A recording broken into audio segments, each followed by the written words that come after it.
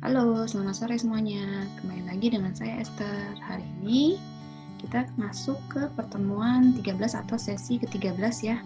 Nah, hari ini kita sudah masuk ke tahapan atau pembelajaran terakhir. Nah, sesi ke-13 ini saya akan bahas tentang antarmuka masa depan. Oke, di pertemuan terakhir ini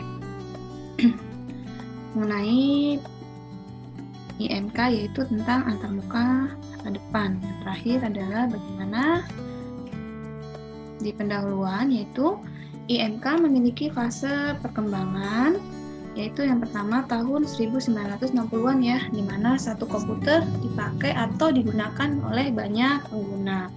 Lalu di era PC atau 1920-an, satu komputer digunakan satu pengguna atau satu user. Lalu era mobile tahun 2000-an, beberapa komputer per user. Jadi mengalami beberapa fase atau 3 fase ya. Nah, kemudian apabila dilihat dari evolusi antarmukanya, dibagi menjadi 6 fase. Yang pertama, tahun 50-an, antarmuka pada tingkat hardware untuk teknik. Jadi misalkan dulu menggunakan switch panel. Nah, yang kedua, tahun 60-70-an, antarmuka pada tingkatan pemrograman, yaitu contohnya menggunakan program COBOL atau Fortran. Nah, yang ketiga, tahun 70-90-an, menggunakan sistem antarmuka pada tingkatan instruksi. Nah, lalu yang keempat, fase antarmukanya tahun 80-an, yaitu antarmuka pada tingkat dialog interaksi, contohnya menggunakan metode GUI atau multimedia dengan melakukan dialog interaksi.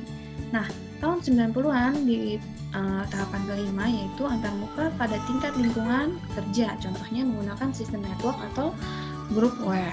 Nah, yang terakhir yang keenam tahun 2000-an dan di era sekarang ini menggunakan antarmuka berkembang luas ke arah sistem interaktif. Jadi, dimana lebih ke interaktifnya. Nah, di mana user interface di masa depan akan meningkat pada unsur baik audio, animasi objek, 3D, hingga UI modern pada realitas maya.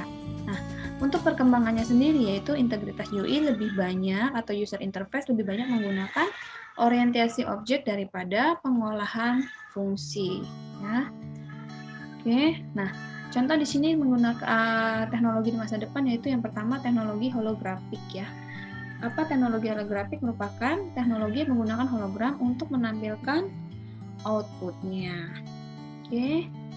Kalau yang kedua yaitu menggunakan fitur gadget ya, di mana fitur gadget ini merupakan masa depan dari gadget-gadget yang ada di masa sekarang. Tentunya sangat berbeda ya dan sangat canggih. Oke. Yang ketiga, teknologi digital di masa depan ya, merupakan perkembangan digital di mana di masa sekarang misalkan seperti TV, kertas, lemari es hanya dapat digunakan sebagaimana fungsinya. Beda di masa depan, benda-benda tersebut mungkin akan memiliki banyak fungsi. Jadi misalkan contohnya kalau sekarang ya, kalau dulu seperti ada printer, tapi printer itu hanya bisa memprint aja. Tapi kalau sekarang dengan menggunakan teknologi digital, printer itu bisa dipakai untuk men-scanner, menyimpan file ya, dan juga misalkan untuk lain-lain sebagainya. Lalu juga kayak keyboard bisa menggunakan multifungsi, flashdisk bisa dipakai melalui keyboard ya.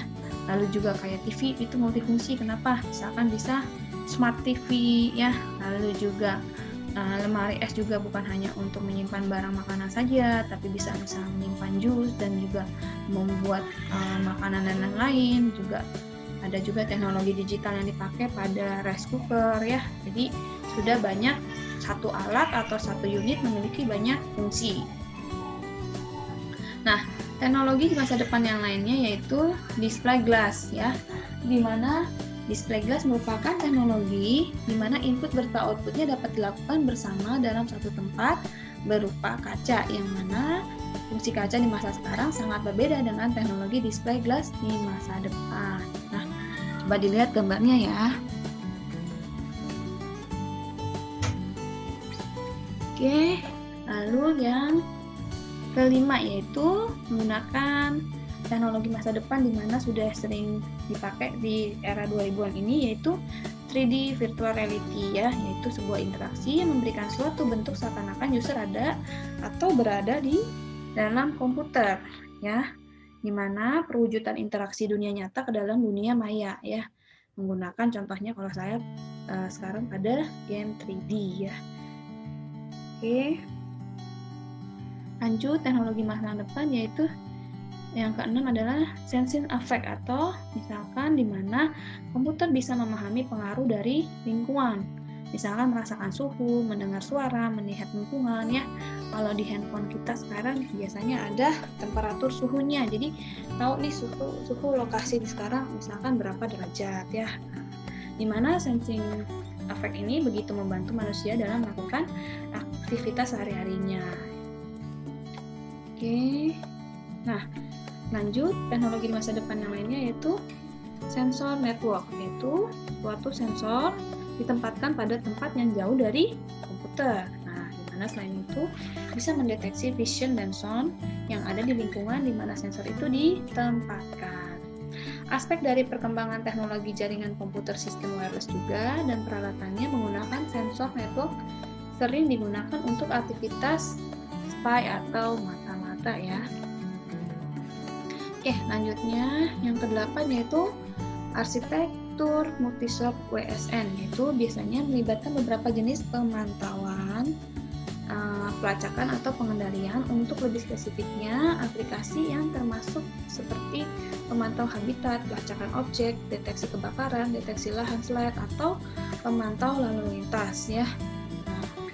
Oke, biasanya juga sekarang sudah dikasih di daerah Indonesia, di Jakarta khususnya misalkan sudah ada menggunakan elektronik tilang ya, atau e-tilang. Jadi menggunakan sensor, menggunakan kamera CCTV untuk melihat mana kendaraan yang misalkan melakukan pelanggaran di lalu lintas.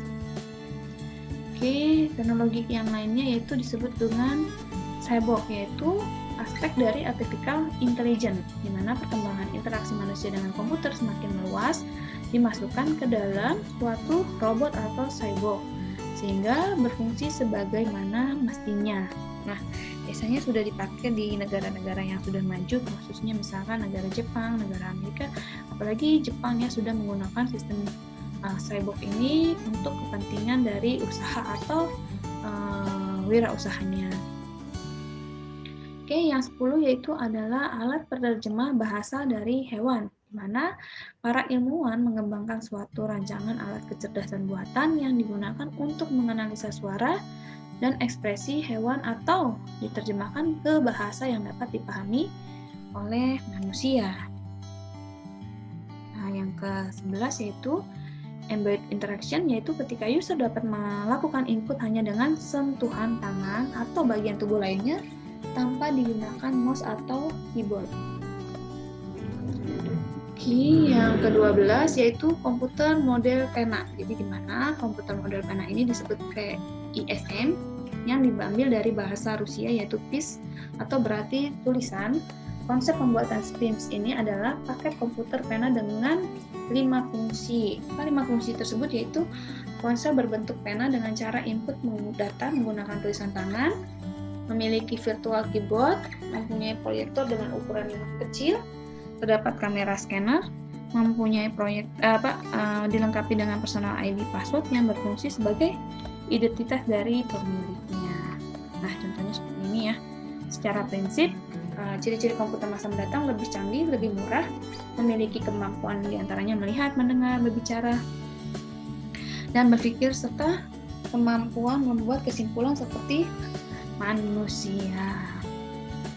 Oke, yang terakhir yaitu yang ke-13 yaitu human interactive using eye movement, yaitu dimana disebut dalam bahasa Indonesia pengendali pointer lewat gerakan mata. Tujuannya adalah menggunakan pengguna khususnya pada orang-orang yang mengalami difabel fisik terutama bagian tangan.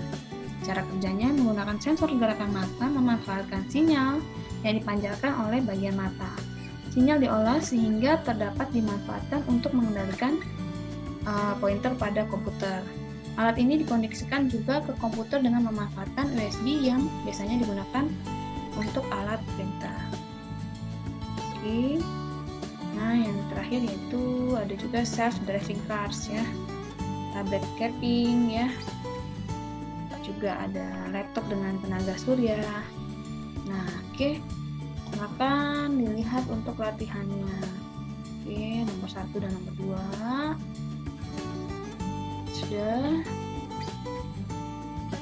nomor 3 dan nomor 4, dan terakhir nomor 5 ya. Oke, terima kasih. Sekian dari saya. Sampai ketemu di pertemuan mata kuliah yang lain. Terima kasih. Jika ada pertanyaan, silakan diisi di kolom komentar.